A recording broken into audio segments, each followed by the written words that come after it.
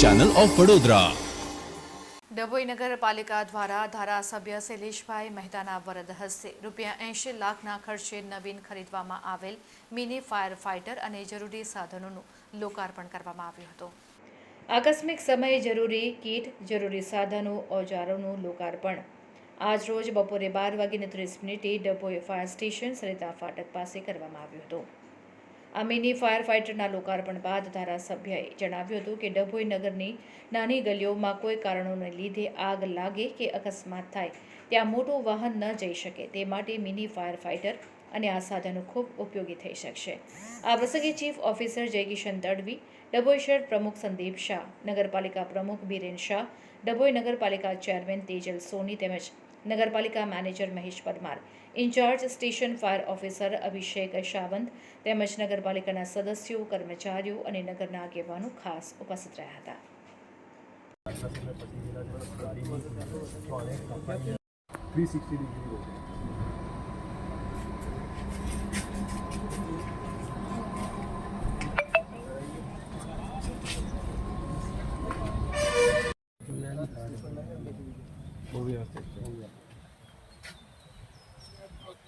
सांसद बनी गयो तो तारी ग्रांट काम लागत ना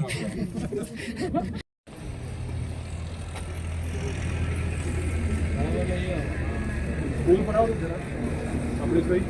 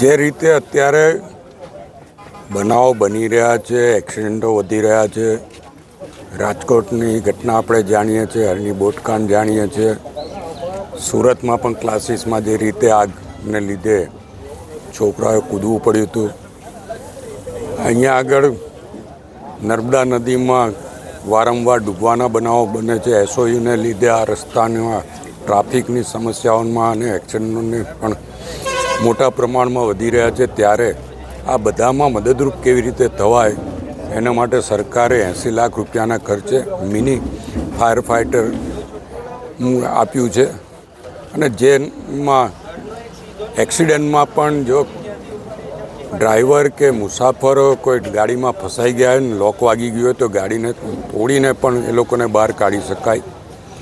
ઇલેક્ટ્રિક લાઇટ આગ લાગી હોય ઇલેક્ટ્રિકના કારણે કે કેમિકલના કારણે કે જ્વલનશીલ પદાર્થોના કારણે તો એમાં કેવી રીતે ઓલવી શકાય એના માટેની પણ વ્યવસ્થાઓ છે।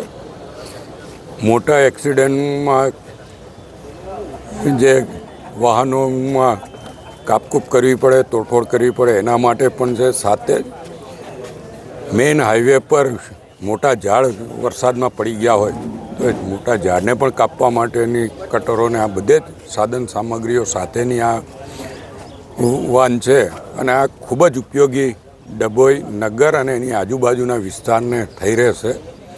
સરકારનો હું આ તબક્કે આભાર માનું છું કે 1 પણ રૂપિયા નગરપાલિકાને ખર્ચો કર્યા વગર 80 લાખ રૂપિયાની આ મિની ફાયર ફાઇટર અહીંયા મોકલવામાં આવ્યું છે। હજુ પણ બીજી બધી વ્યવસ્થાઓ સરકાર તરફથી કરવામાં આવશે જેથી આવા કોઈપણ બનાવ વખતે લોકોને તાત્કાલિક મદદરૂપ થઈ શકાય અને આપના મારફત પણ લોકોને જાણકારી આપીએ છીએ કે આવી કોઈપણ બનાવ બને તાત્કાલિક ડભોઈ નગરપાલિકાના હોદ્દેદારોનો સંપર્ક કરો તો એમના માટે આ વાન ઉપયોગી થઈ શકે।